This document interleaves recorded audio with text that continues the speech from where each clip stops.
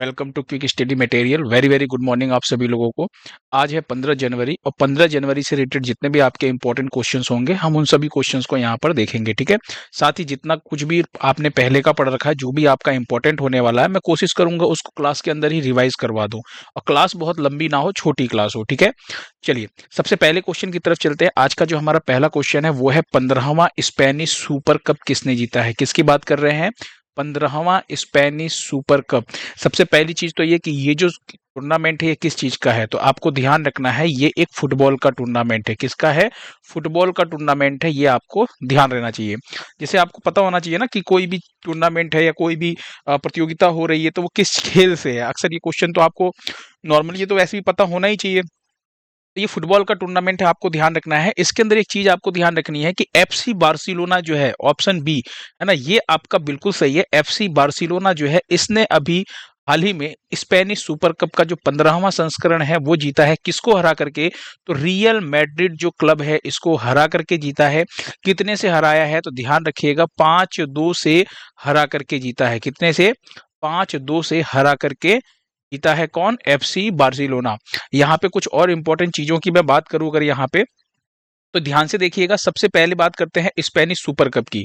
Spanish super cup की अगर मैं बात करूं तो इसका संस्करण कौन सा था, यानी एडिशन कौन सा था?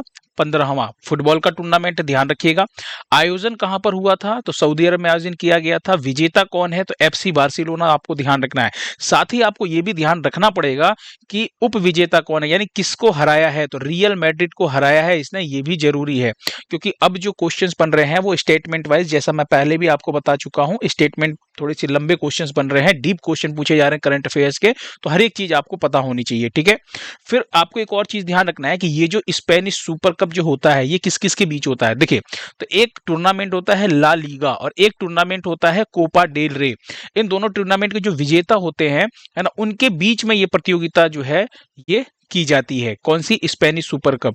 और ये कब शुरू हुई थी? तो 1982 में ये प्रतियोगिता जो है शुरू हुई थी। इसमें 2 टीमें ही पार्टिसिपेट करती हैं। ठीक है, जो ला लीगा की विजेता रहेगी और जो कोप डेल रे जो टूर्नामेंट है इसके जो विजेता होंगे, सिर्फ इन्हीं दोनों विजेताओं के बीच में ये टूर्नामेंट होने वाला है। ठीक है, अच्छा यहीं पे एक और चीज नोटिस कीजिएगा।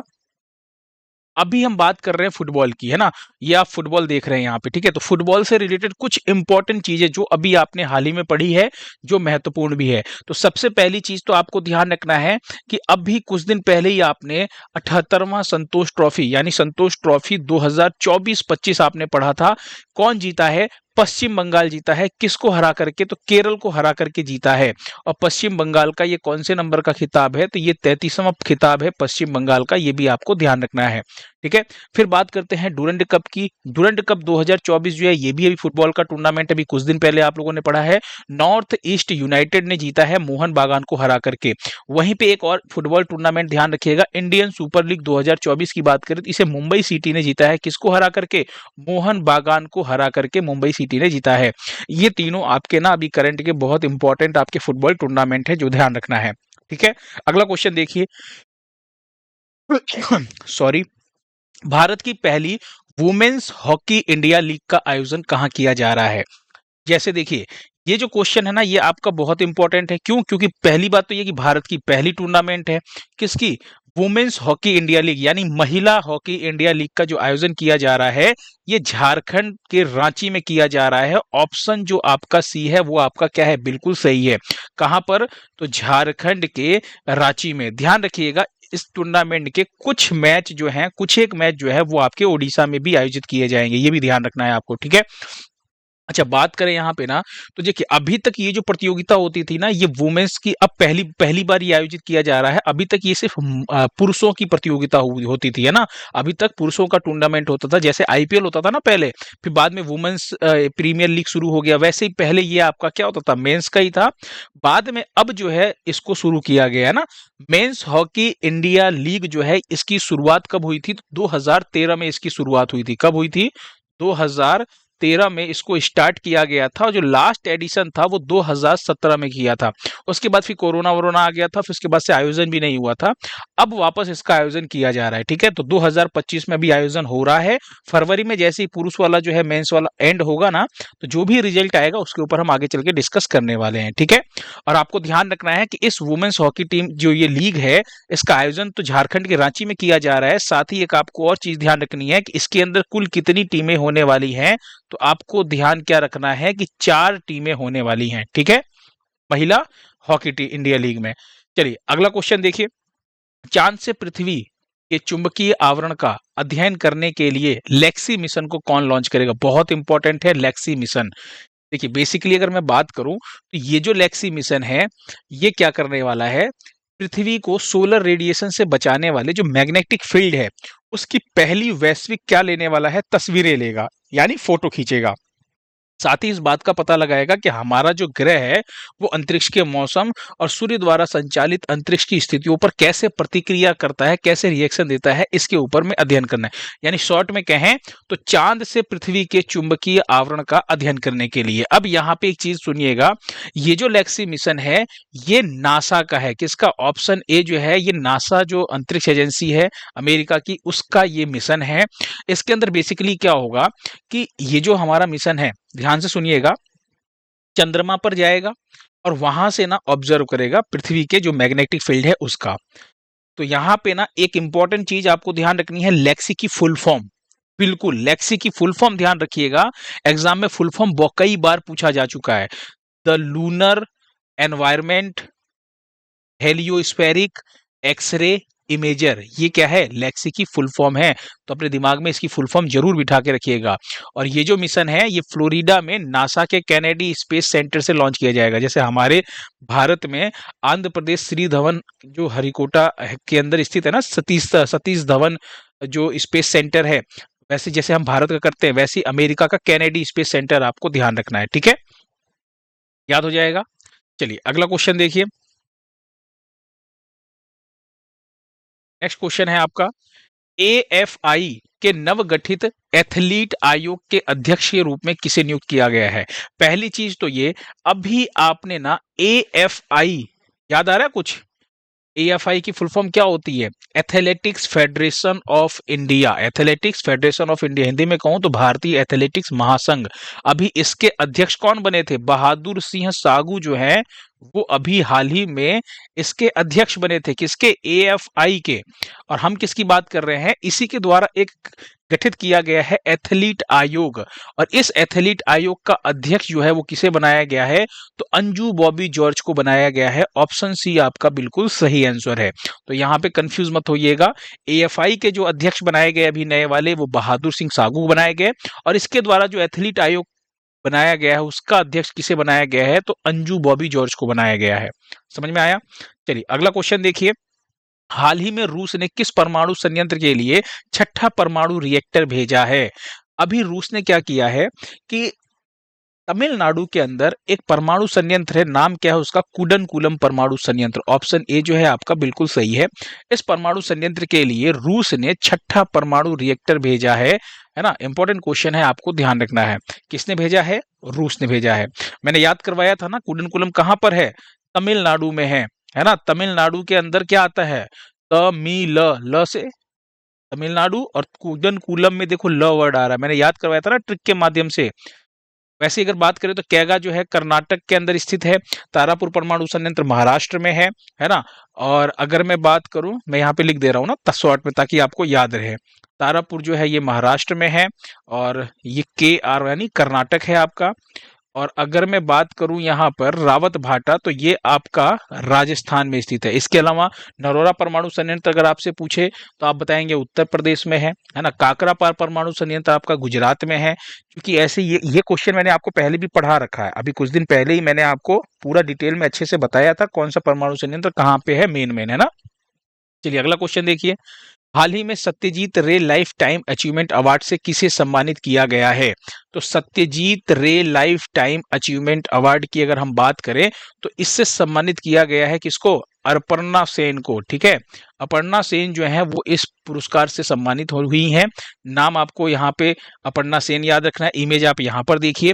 ये किसके द्वारा दिया जाता है? तो पश्चिम बंगाल फिल्म पत्रकार संघ के द्वारा दिया जाता है ना। फिल्म से रिलेटेड ये आपका पुरस्कार है, सिनेमा जगत से। ठीक है, एक यहीं पे आपको ध्यान रखना, मनु भाकर को भी क्या मिला है? तो मेजर ध्यानचंद खेल रत्न पुरस्कार मिला है 2024 वाला, वो ध्यान रखना है। फिर डॉक्टर सैयद अनवर खुर्शीद की बात करूं तो अभी हाल ही में आप लोगों ने पढ़ा था, प्रवासी भारतीय सम्मान पुरस्कार 2025 जो है वो इनको दिया गया है। ठीक है, अगला क्वेश्चन देखिए, किस राज्य सरकार ने स्वामी विवेकानंद युवा शक्ति मिशन शुरू किया है? स्वामी विवेकानंद युवा शक्ति मिशन, बेसिकली ये मिशन क्या है, इसका उद्देश्य क्या है, इसके ऊपर तो बात करेंगे ही। सबसे पहले देखिए ऑप्शन डी जो है वो आपका सही है। ऑप्शन डी यानी मध्य प्रदेश के अंदर, और वो भी कहां पर? तो मध्य प्रदेश के भोपाल में शुरू किया गया है। और किसने शुरू किया है? तो मध्य प्रदेश के जो मुख्यमंत्री हैं उन्होंने इसको शुरू किया है। ठीक है, यहीं पे अगर मैं बात करूं तो इस को एक बार ध्यान से देखिएगा, यहां से एक और आपका इंपॉर्टेंट क्वेश्चन बनेगा। पहली चीज तो ये कि मुख्यमंत्री मोहन यादव जो हैं उन्होंने भोपाल में इसका शुभारंभ किया है। कब किया है? तो राष्ट्रीय युवा दिवस के अवसर पे। और राष्ट्रीय युवा दिवस कब मनाया जाता है? राष्ट्रीय युवा दिवस अगर आपको याद हो तो अभी आपने 12 जनवरी को एक दिवस पढ़ रखा था, क्या? राष्ट्रीय युवा दिवस। थीम क्या थी इस बार की? Youth for sustainable future. यहाँ पे आपको ध्यान रखना, राष्ट्रीय युवा दिवस के अवसर पर। और उद्देश्य क्या है? तो 2028 तक ना जो 70% से अधिक युवा है ना मध्य प्रदेश का, उसको रोजगार देना। और दूसरा उद्देश्य क्या है, मतलब इसी के अंदर और क्या रखा गया है और लक्ष्य हमारा, कि 2030 तक 12वीं तक की शिक्षा पूरी करवाना जो युवा है। ठीक है, साथ ही साथ आपको ध्यान रखना है कि जो भी सरकारी नौकरियों में जो भी खाली पद हैं उन पदों को ना साल भर के अंदर फिल भी करना है, भरना है। ऐसा किसने किया है? तो मध्य प्रदेश की जो सरकार है उसने ऐसा अनाउंसमेंट किया है। यही है आपका क्या? स्वामी विवेकानंद युवा शक्ति मिशन। बात करें तो यहाँ पे इंपॉर्टेंट चीज आपको एक और ध्यान रखनी है कि भोपाल में ही मुख्यमंत्री मोहन यादव ने क्या किया है? एक उद्घाटन किया है, किसका? स्वामी विवेकानंद जी की दुनिया की सबसे बड़ी 3D रंगोली, इसकी स्वामी विवेकानंद जी की है। कहां पर? भोपाल में। और इस रंगोली का उद्घाटन किसने किया? मुख्यमंत्री मोहन यादव ने किया है।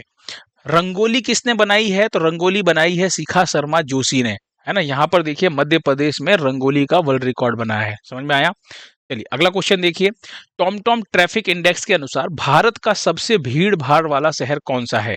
देखिए टॉमटॉम ट्रैफिक इंडेक्स जो है ये क्या करती है, ये हर साल ना एक रिपोर्ट जारी करती है जिसके अंदर ये बताती है, टॉमटॉम जो है रिपोर्ट है वो ये बताती है हमको कि कहां पर ना सबसे ज्यादा ट्रैफिक है, यानी सबसे धीमा शहर कौन सा है। धीमा शहर मतलब सबसे ज्यादा भीड़ भाड़ कहाँ पे, सबसे ज्यादा ट्रैफिक कहाँ पे लगता है, ट्रैफिक की बात कर रहे हैं ना।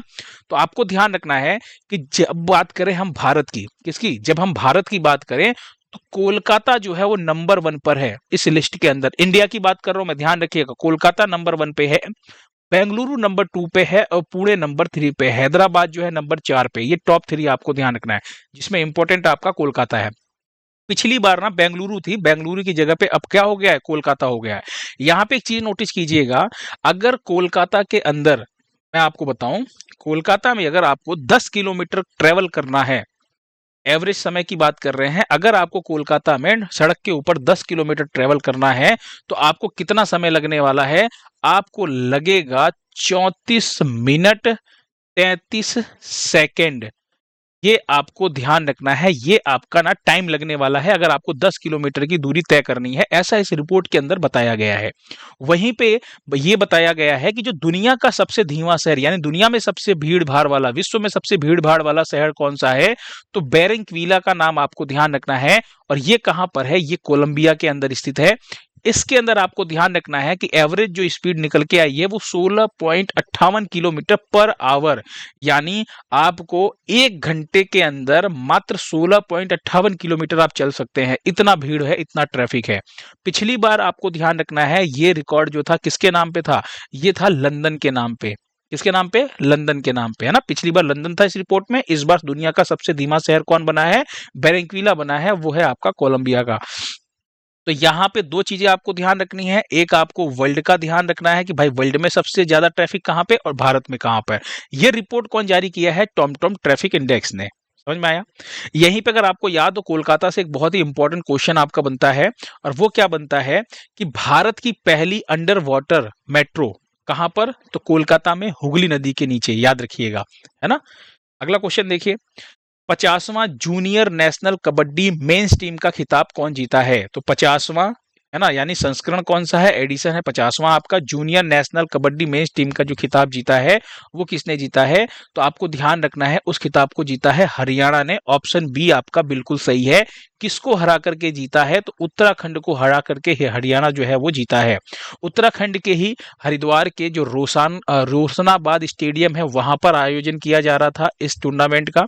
और आपको ध्यान रखना है वहीं पे कि वुमेन्स टीम का खिताब किसने जीता है। वुमेन्स टीम की बात करें तो इसका खिताब जीता है साई गर्ल्स टीम ने, हरियाणा को हरा करके जीता है।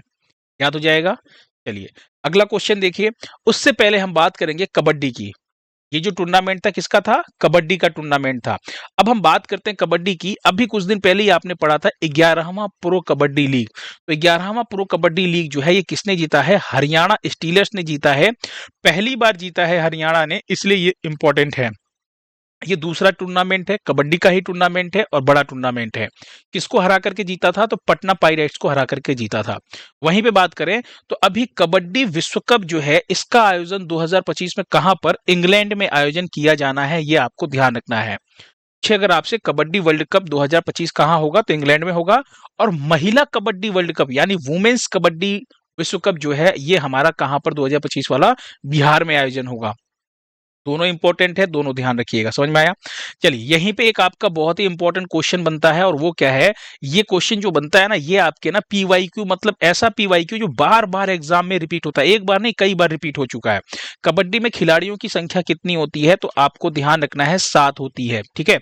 वहीं पे एक और चीज आपको ध्यान रखना है, एक क्वेश्चन पूछा गया था एसएससी में, हर बार तो पूछा जाता खिलाड़ियों की संख्या, एक एसएससी में क्वेश्चन पूछा गया था कि अधिकतम खिलाड़ियों की संख्या कितनी होती है, या फिर कुल खिलाड़ियों की संख्या कबड्डी में कितनी होती है? तो आपको ध्यान रखना है 12 होती है। लेकिन फील्ड पर खेल के दौरान 7 ही खिलाड़ी होते हैं। तो जब तक आपसे ये ना पूछे कि अधिकतम खिलाड़ियों की संख्या या फिर मैक्सिमम खिलाड़ियों की संख्या, तब तक आपको 12 आंसर नहीं बताना है। आपको हमेशा क्या बताना है? 7 ही बताना है। ठीक है। क्योंकि जैसे ही पूछेगा कबड्डी में खिलाड़ियों की संख्या, आप सीधा कहेंगे 7। लेकिन अगर आपसे पूछे अधिकतम, क्योंकि एसएससी में ये क्वेश्चन पूछा गया था, तब आपको बताना है कि 12 खिलाड़ी होते हैं, जिसमें से फील्ड में आपके साथ ही रहने वाले हैं।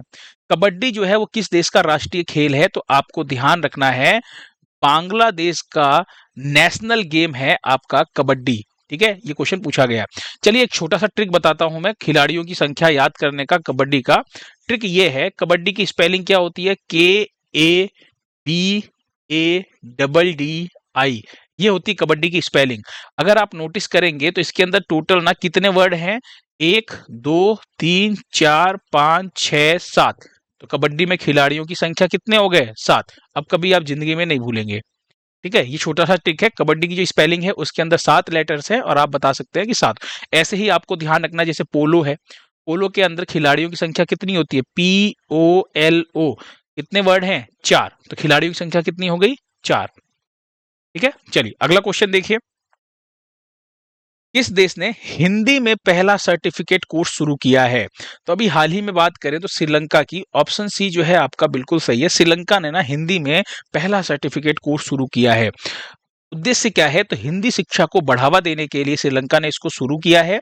विश्व हिंदी दिवस के अवसर पर कोलंबो श्रीलंका में इसे शुरू किया गया है। श्रीलंका में कहां पर? कोलंबो में। अच्छा, विश्व हिंदी दिवस के अवसर पर, तो विश्व हिंदी दिवस कब मनाया जाता है? ध्यान रखिएगा 10 जनवरी को मनाया जाता है। ये मैं आपको पहले पढ़ा चुका हूं। बात करें श्रीलंका ओपन यूनिवर्सिटी द्वारा, किसके द्वारा? श्रीलंका ओपन यूनिवर्सिटी द्वारा और स्वामी विवेकानंद सांस्कृतिक केंद्र के सहयोग से शुरू किया जा रहा है इसको। स्वामी विवेकानंद सांस्कृतिक केंद्र ये कहां पर स्थित है? तो आपको ध्यान रखना है ये जो केंद्र है ना, ये श्रीलंका के कोलंबो में स्थित है। इस गलतफहमी में ना रहिएगा कि भारत टिक करके चले आइएगा, क्योंकि ये क्वेश्चन पूछा गया है ना। स्वामी विवेकानंद सांस्कृतिक केंद्र, तो ध्यान रखिएगा कोलंबो श्रीलंका में स्थित है ये आपका केंद्र। अगला क्वेश्चन देखिए, हाल ही में एआई से बनी भारत की पहली हिंदी सिंगर और मॉडल कौन बनी है? देखिए, एआई यानी आर्टिफिशियल इंटेलिजेंस से बनी भारत की पहली हिंदी सिंगर, ये पहली एआई सिंगर है, नाम है इनका माया। ऑप्शन ए आपका बिल्कुल सही है, माया जो है बिल्कुल सही है। अब आप जो इस लड़की को देख रहे हैं ना, ये लड़की रियल में एग्जिस्ट ही नहीं करती है, यानी ये हकीकत में रियल में ये है ही नहीं, ये सिर्फ आपको ना फोटो में ही दिख सकती है ना। आप इंस्टाग्राम पे, फेसबुक पे जगह जगह आप इस लड़की को देख सकते हैं, है ना। ये पहली भारत की एआई सिंगर है, यानी है नहीं, रियल में नहीं है, एआई है, आर्टिफिशियल इंटेलिजेंस से बनाया गया। आजकल तो आपको पता ही कितनी ज्यादा एआई जो है वो दुरुपयोग उसका किया जा रहा है ना। लोग क्या कर रहे हैं, आवाज को बदल करके पैसे मांग रहे हैं, फ्रॉड कर रहे हैं, है ना।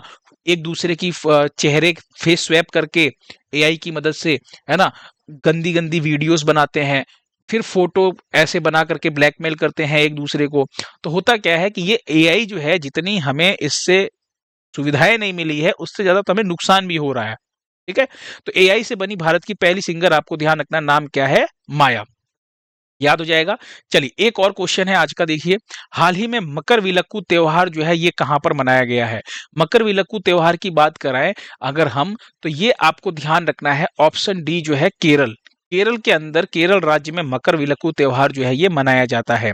तो सबरीमाला मंदिर का नाम आपने सुना होगा, है ना। सबरीमाला में जो भगवान अयप्पा, है ना, जिसे सबरीमाला के अंदर जो भगवान अयप्पा के नाम से फेमस हैं, तो इसीलिए ना अयप्पा मंदिर भी इसे कहा जाता है। ठीक है, केरल में है, यहीं पर मकर विलक्कू त्योहार जो है मनाया जाता है। आपको ध्यान रखना है एक डेट, कब? अभी 14 जनवरी 2025, इस डेट को आपको ध्यान रखना है। इस डेट से रिलेटेड मैं कुछ इंपॉर्टेंट चीजें बताने वाला हूं, है ना। जैसे देखिए, हुआ क्या है कि मकर विलक्कू त्योहार कहां पर? केरल में मनाया गया। वैसे ही आपको ध्यान रखना है, तमिलनाडु में क्या मनाया जाता है? पोंगल मनाया जाता है ना, इसी दिन। वैसे ही आपको ध्यान रखना है, असम की बात करूं तो असम के अंदर क्या मनाया जाता है?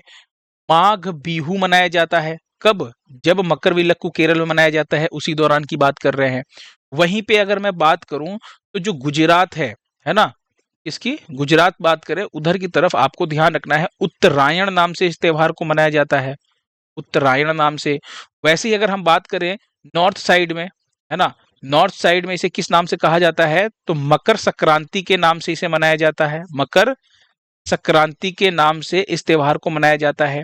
और मकर संक्रांति से जस्ट एक दिन पहले, है ना, हर साल ये हमेशा ये फिक्स है, मकर संक्रांति से एक दिन पहले, है ना, पंजाब और हरियाणा, इन सब जगहों पे क्या मनाया जाता है? लोहड़ी मनाई जाती है। क्या मनाई जाती है? लोहड़ी।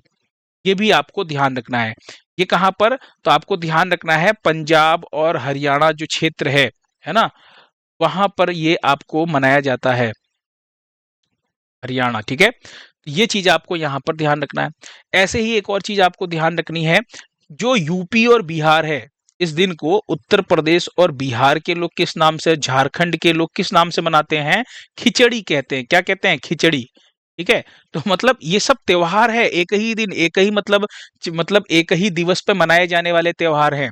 तमिलनाडु में पोंगल के नाम से मनाया जाता है, असम में माघ बिहू के नाम से मनाया जाता है, गुजरात में उत्तरायण के नाम से, नॉर्थ साइड जो है वहां पे मकर संक्रांति के नाम से, उत्तर प्रदेश, बिहार, उत्तराखंड और ये जो झारखंड है, इस एरिया में खिचड़ी नाम से बहुत फेमस है, इस त्योहार को कहा जाता है। एक दिन पहले पंजाब हरियाणा साइड जो एरिया है, वहां पे लोहड़ी नाम से इसको मनाया जाता है।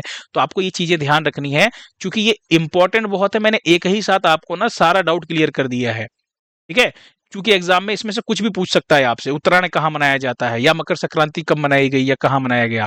चलिए, लास्ट टाइम पे मैंने आपसे पूछा था गान नगाई उत्सव कहाँ मनाया जाता है, तो आपको ध्यान रखना है, मणिपुर बिल्कुल सही आंसर है। बहुत से बच्चे थे जिनके सबके आंसर सही थे, है ना। और ये एक और क्वेश्चन मैंने पूछा था, राष्ट्रीय युवा दिवस, जिसका आंसर था 12 जनवरी। आज भी हमने इसकी चर्चा की है ना, आंसर सबने दिए थे। लास्ट जो आज हमारा आज का क्वेश्चन है ना, आपको ध्यान रखना है, एक बहुत इंपॉर्टेंट क्वेश्चन है, लॉन्ड्रिंग संपत्तियों का पता लगाने के लिए पहली बार सिल्वर नोटिस किसने जारी किया है? सिल्वर नोटिस पहली बार जारी किया गया है, आपको कमेंट बॉक्स में आंसर देना है ना, बहुत इंपॉर्टेंट है ये क्वेश्चन। ठीक है, लाइक का जो टारगेट रखा गया है वो सिर्फ और सिर्फ 100 लाइक का टारगेट रखा गया है। पीडीएफ जो है वो आपको टेलीग्राम चैनल पे मिल जाएगा। टेलीग्राम चैनल पे क्विज भी होते रहते हैं, है ना। आप वहां पर आकर के पार्टिसिपेट कीजिए और देखिए आपका करंट अफेयर्स कितना तैयार है। ठीक है, चलिए थैंक यू सो मच, फिर मिलते हैं नेक्स्ट वीडियो में।